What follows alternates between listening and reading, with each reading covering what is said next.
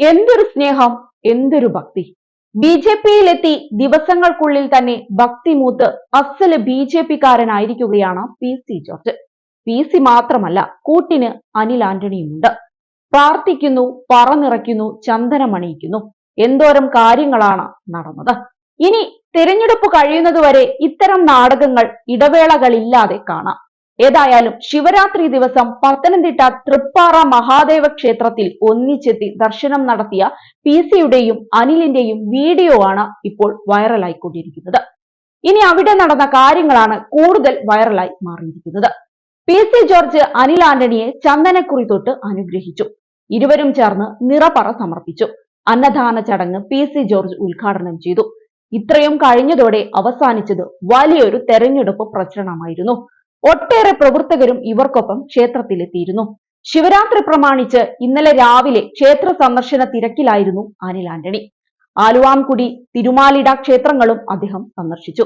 പ്രധാനമന്ത്രി നരേന്ദ്രമോദിയുടെ നേട്ടങ്ങൾ എണ്ണി പറഞ്ഞാണ് അനിൽ ആന്റണി വോട്ട് തേടുന്നത്. ഏതായാലും അമ്പലം കേന്ദ്രീകരിച്ചുള്ള ഈ വോട്ട് പിടുത്തം വൈറലായിട്ടുണ്ട്. ഹിന്ദുത്വം ഉപയോഗിച്ച് ഇന്ത്യ പിടിച്ച ബി.ജെ.പി അതേ വിദ്യയുമായി കേരളത്തിൽ വോട്ടു തേടാൻ വന്നാൽ വന്ന വഴിക്ക് തന്നെ പറഞ്ഞുവിടും. ഇവിടെ ഇത്തരം മണ്ടത്തരങ്ങൾ കേൾക്കില്ല നേതാവേ.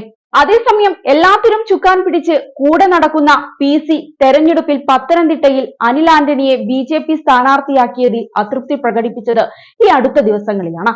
വായിൽ തോന്നിയത് വിളിച്ചു പറഞ്ഞതും നമ്മൾ കേട്ടതാണ്.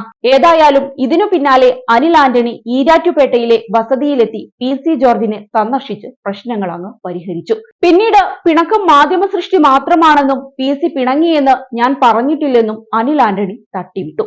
അനിൽ ആന്റണി ചെറുപ്പമാണെങ്കിലും അദ്ദേഹത്തെ പത്തനംതിട്ടയിൽ പരിചയപ്പെടുത്താൻ കുറച്ചധികം സമയമെടുക്കുമെന്നും പാർട്ടി ഏത് കുറ്റിച്ചൂലിനെ സ്ഥാനാർത്ഥിയായി നിർത്തിയാലും പിന്തുണയ്ക്കുമെന്നും അനിൽ ആന്റണിയാണ് സ്ഥാനാർത്ഥിയെന്ന് ജനങ്ങളോട് ബോധ്യപ്പെടുത്തേണ്ടി വരുന്നത് ഗതികേടാണ് എന്നും പി.സി. മുൻപ് തുറന്നടിച്ചിരുന്നു.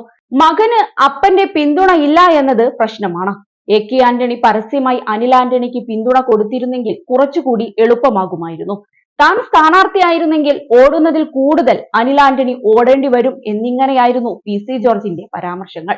എന്നിട്ടിപ്പോൾ വായിൽ തോന്നിയത് വിളിച്ചു പറഞ്ഞ പി.സിയും അനിൽ ആന്റണിയും ഒരുമിച്ച് അമ്പലത്തിലും. ഈ കാഴ്ചയൊക്കെ എത്ര കാലമുണ്ടാകുമെന്ന് ഉടനെ തന്നെ അറിയാം. അതേസമയം തെരഞ്ഞെടുപ്പിൽ അനിൽ ആന്റണിക്ക് സീറ്റ് നൽകിയതിൽ പത്തനംതിട്ട ബി.ജെ.പിയിൽ വലിയ അതൃപ്തി പരസ്യമായിരുന്നു. നേതൃത്വത്തെ വിമർശിച്ച് ബി.ജെ.പി ജില്ലാ നേതാവ് ഫേസ്ബുക്കിൽ പോസ്റ്റിടുകയും ചെയ്തിരുന്നു. കർഷക മോർച്ച ജില്ലാ പ്രസിഡന്റ് ശ്യാം തട്ടയിലാണ് പോസ്റ്റ് ഇട്ടത്. ചർച്ചയായതോടെ പോസ്റ്റ് പിൻവലിച്ചെങ്കിലും ശ്യാമിനെ പാർട്ടിയിൽ നിന്നും പുറത്താക്കി. ഇക്കാര്യം ഔദ്യോഗികമായി ബി.ജെ.പി സംസ്ഥാന അധ്യക്ഷൻ കെ സുരേന്ദ്രൻ അറിയിച്ചിരുന്നു. അണികൾ ആഗ്രഹിച്ചത് പി.സി. ജോർജ് സ്ഥാനാർത്ഥിയാകണം എന്നായിരുന്നു എന്ന് പറഞ്ഞുകൊണ്ടായിരുന്നു ശ്യാമിന്റെ പോസ്റ്റ്.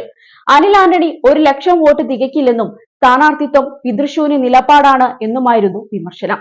ഏതായാലും അനിൽ ആന്റണി തെരഞ്ഞെടുപ്പിൽ തോറ്റാൽ വൈറലായ അമ്പലപ്രചരണ വീഡിയോ കണ്ട് എല്ലാവർക്കും ഒന്നുകൂടി ചിരിക്കാം.